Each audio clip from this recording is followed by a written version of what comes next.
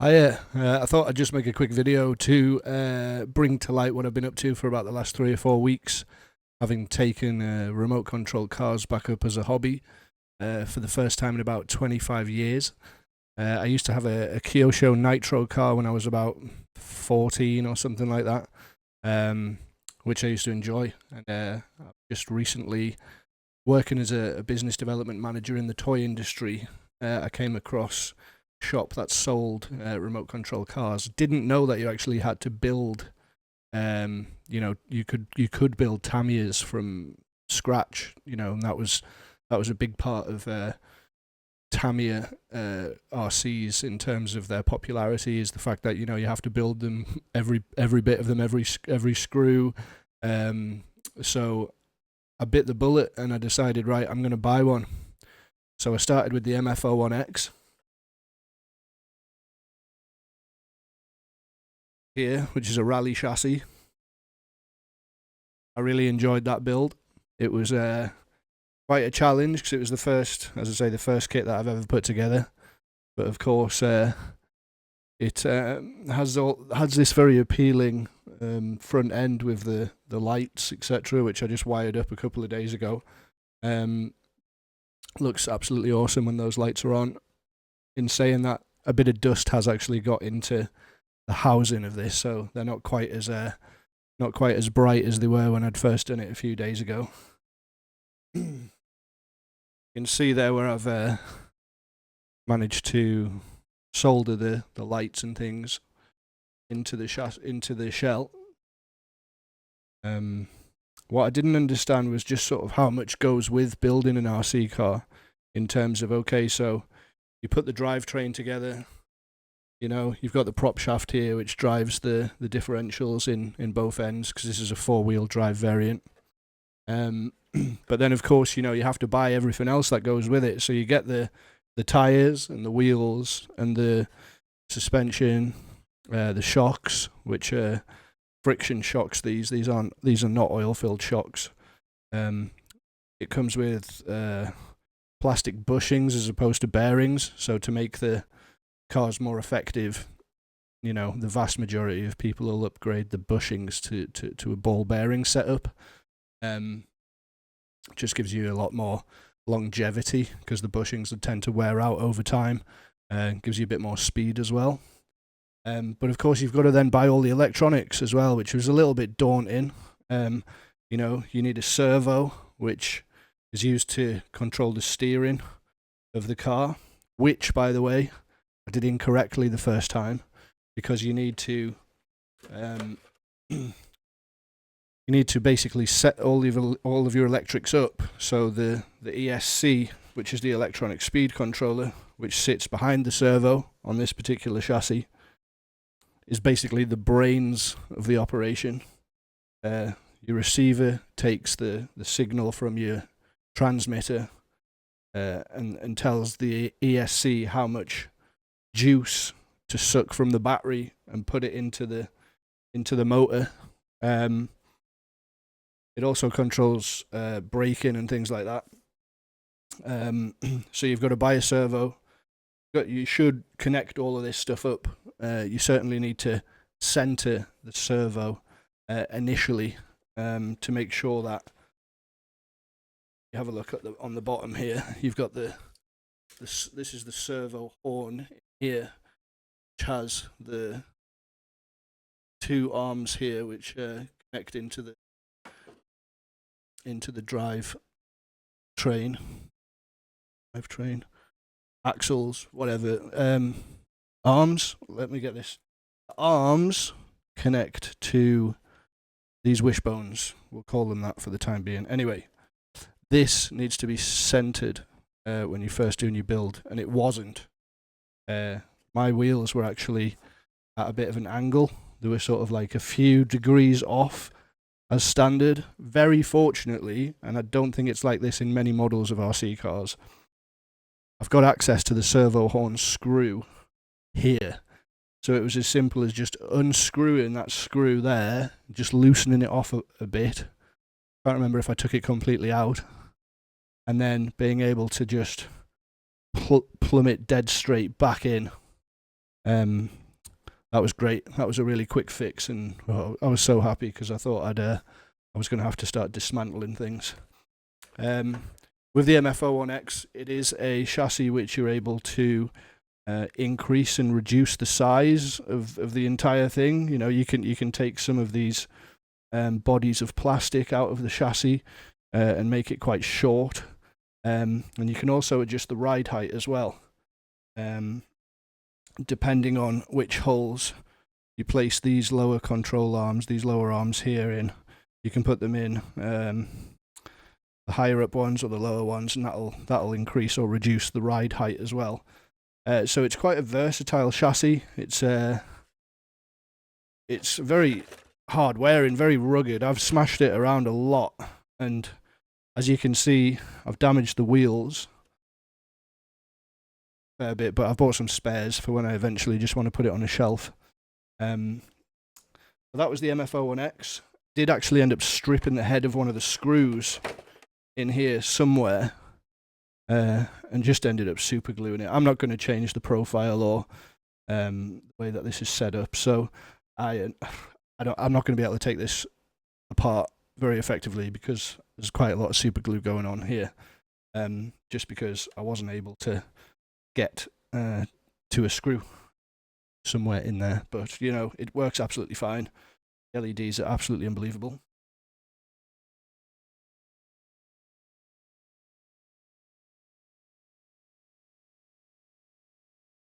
So this was the kit that I went for my very first attempt at getting up and going with it. Carson Reflex Stick Pro 3.1, and it's a great little kit because you get a servo in it and you also get a receiver, so it's a pretty much, and apart from having to buy a battery, this has got everything that you need in it. It's fantastic, quite cheap as well. I can't remember how much it was, around 35 quid maybe or something. It's got some basic trim controls on it, which is good. So if your trim is off for whatever reason, you can adjust it there. I think you should be able to adjust the throttle as well, but for some reason, mine doesn't work very effectively. I think my motor, was actually in reverse as standard. I don't know why. I mean, the polarity of the cables for the motor into the ESC are obviously right, you know, color to color, you know, yellow to yellow, whatever, green to blue, whatever. So I'm not sure exactly why it was reversed, but there is a clip on the bottom, on the behind of this, which basically allows you to reverse the direction which your motor's going in. So that was fantastic. So I bought the Tamiya MF01X. I think it was 160 quid. I think this was about 35 odd quid. Battery and charger was probably around 30 as well. So all in all, we're probably looking at like 220 for the full sort of Tamiya MF01X build. The decals took me about, it was my first kit, remember, so about 5 hours, I think, ish, 5 or 6 hours, give or take. But yeah, that was cool. So moving on.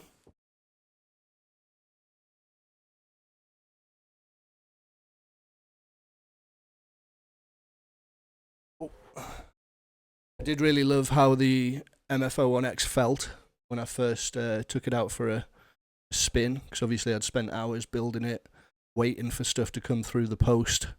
When you first get it driving and you've built it all from complete scratch, it was kind of a sense of achievement, accomplishment, and euphoria that I hadn't experienced for many moons, many years. I was extremely happy with the fact that it was operational. Felt like a real sense of pride, I think, having built it. I then thought to myself, okay, well, what's next? I've built it. I really enjoyed that. I'd love to do something like that again as soon as possible. It was almost like I had an urge to just, you know, get another project on the go as quickly as I could. Went and visited a local racetrack to me, that race TT01s. TT01e chassis trucks. There's also some TT02s that race there. So I went and I took my young son along to the track. Had a little look, had a talk to some people which were very friendly. That gave me some insight into brushless motors, different ESCs, different kinds of tyres.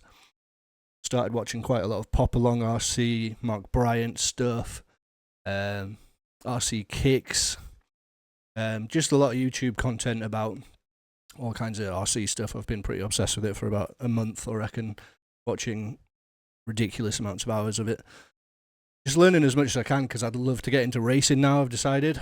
You know, having gone and seen what it's all about, it looks just like a lot of fun, and there's just like a great community, you know. No one really is like, there probably are some really serious heads, but again, you know, it's like, it just looks like an incredible amount of fun, you know. So I thought, okay, what am I going to do? So bought myself a TT02 because look at it.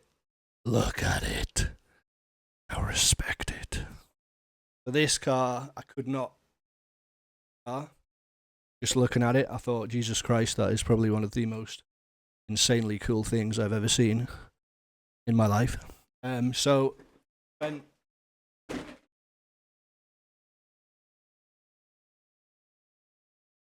putting the shell together, it by no means is absolutely perfect.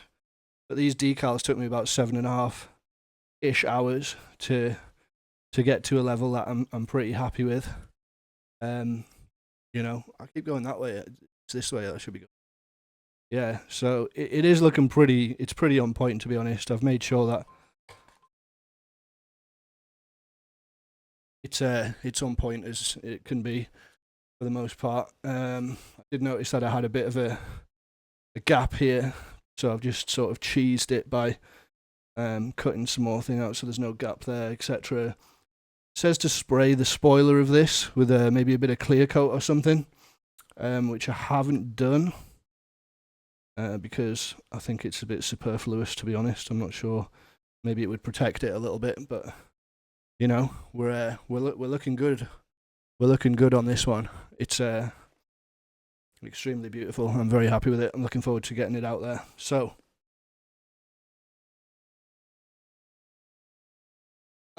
I also used to own a Honda Integra DC2. I used to be a big JDM fanboy because one of my friends was he had a Civic EK9, JDM EK9 obviously. I bought a Honda Integra DC2 a few years ago. I think it had 53,000 miles on the clock when I bought it. I think I paid $4.5 grand for it. If I'd have just sat on it and dry wrapped it, I reckon I'd probably have got about 18, 19 grand for it or something nowadays, which is annoying because I knew in my heart that it was going to be an appreciating value, an appreciating asset. But what do? You know, it went. I've missed it ever since. You know, but to be able to put a shell together for nostalgia reasons, and who knows, you know, if my job goes well or my YouTube channel goes well, we may buy another one of these. So yeah, there's an Integra DC2 that I custom painted. Again, not quite how I wanted it to turn out. I was trying to do like a fairy liquid sort of mask in there, which ended up sort of just not looking 100% how I want it, but I think it's got its own charm about it anyway. It's got some brightness on the bonnet. It's got some brightness on the roof in terms of you know, track visibility when I'm standing up there on the scaffold trying to hoon this to first place at some point in the not too distant future. So I bought that. That was from L&L Models. They're a big shell producer and provider for the RC world. Shout out to L&L for this beautiful Integra. I'm going to buy another one of these shells actually and just do it in white, I think, and just have it as an ornament more than anything else, probably moving forward. That was 32 quid, the shell. I also had to buy a craft knife set with a crafting mat thingy-mabobble, which I thought it was good. Well, you need one if you're going to do decals on shells for sure. Makes a lot of sense to have one. I had to buy super glue. I bought some AW grease that's a particular grease that you can put into the diffs, the front diffs of the Tamiya cars in order to stiffen them up a little bit. Make sure that the wheels aren't spinning out when you're going around corners. Still got a fair bit to learn about optimal tyres for either carpet tracks and and asphalt tracks. Rush 28s, 32s and 34s potentially. Again, Pop Along RC is the channel to learn quite a lot more about the racing aspect of Tamiya RC cars, because those guys just know their shit. It's there's no two ways about it. So moving on.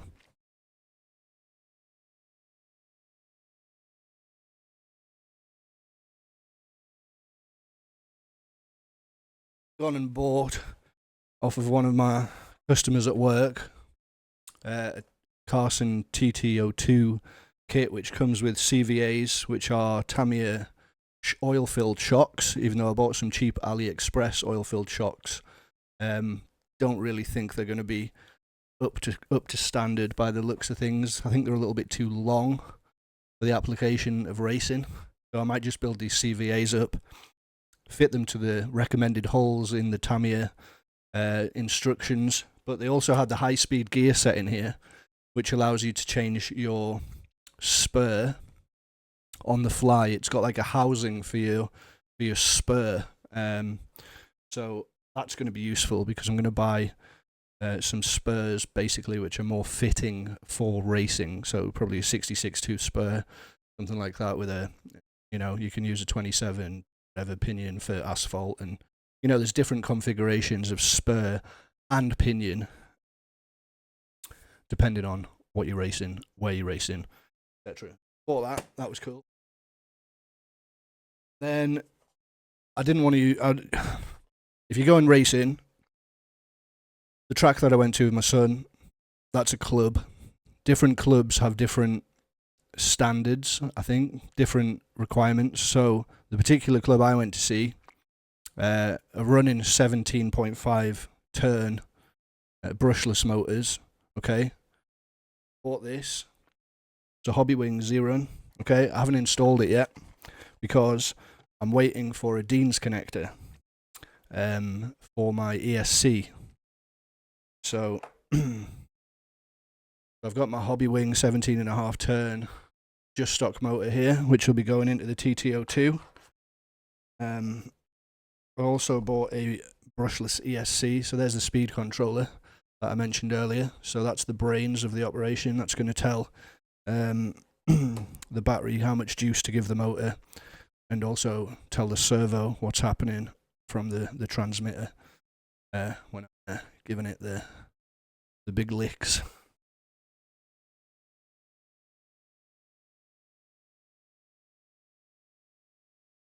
I forgot to mention before that, obviously I bought a NEM charger, nickel hydrate and whatever, NIMH charger for my battery that I use in my MF01x. Battery, as I say, and then I was recommended this. So this is going to be my new controller, my new transmitter. This has got an LED, LCD potentially screen. I haven't actually put batteries in it yet. So this is an Absema CR3P. It's supposed to be a pretty good entry level sort of transmitter for getting into racing, which is good. Comes with a receiver as well. Then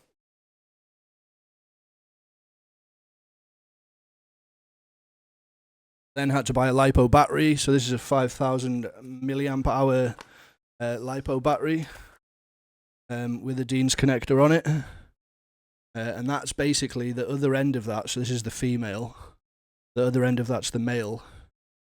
And I'm waiting for some males to come through so I can solder them onto my ESC, so I can connect my ESC to the Lipo battery and then connect up my transmitter receiver, the servo that I bought for it, which is an e-tronic servo for the TT02, and basically calibrate everything before installation. I then had to buy charger for the Lipo. Lipo batteries are a bit of a topic amongst unto themselves.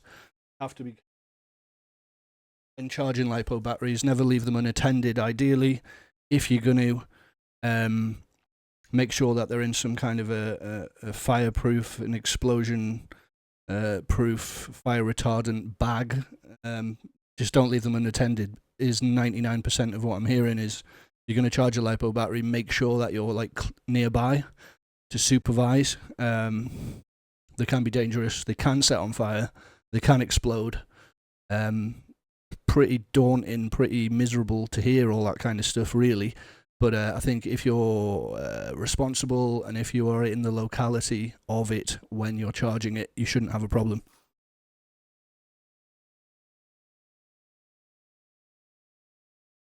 Or at least can react if something does happen. So here's the TT02 chassis so far.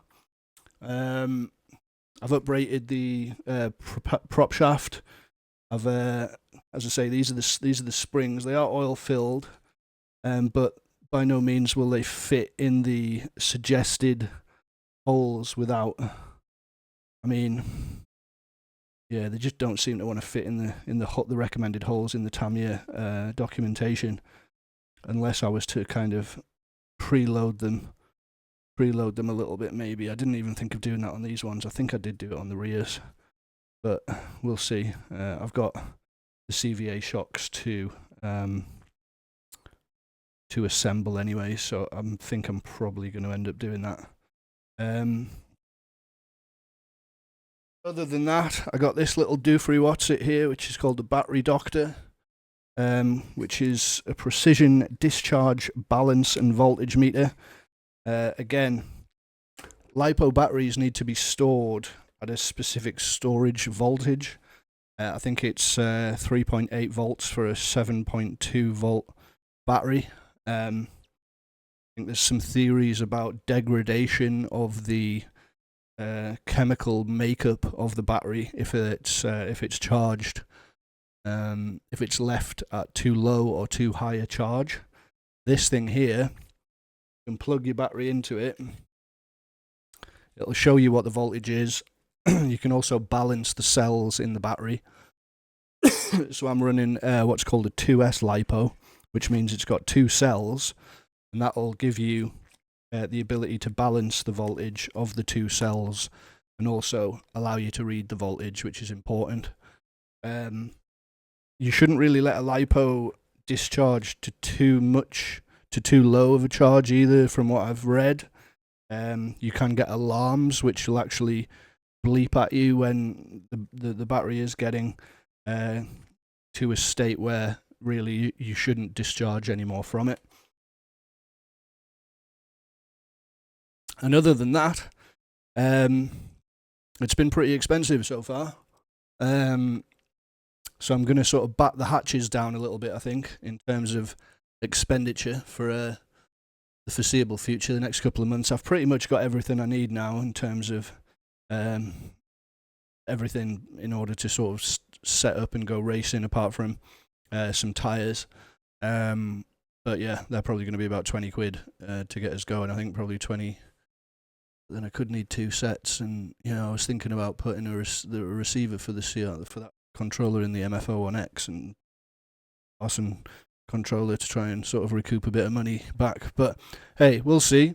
I hope you got some value from the video. If you did, please like, please subscribe. I'm going to be showcasing the TT02 when it's finished, making some more videos with the MF01x when I'm rallying it out there in the wild. And thank you very much.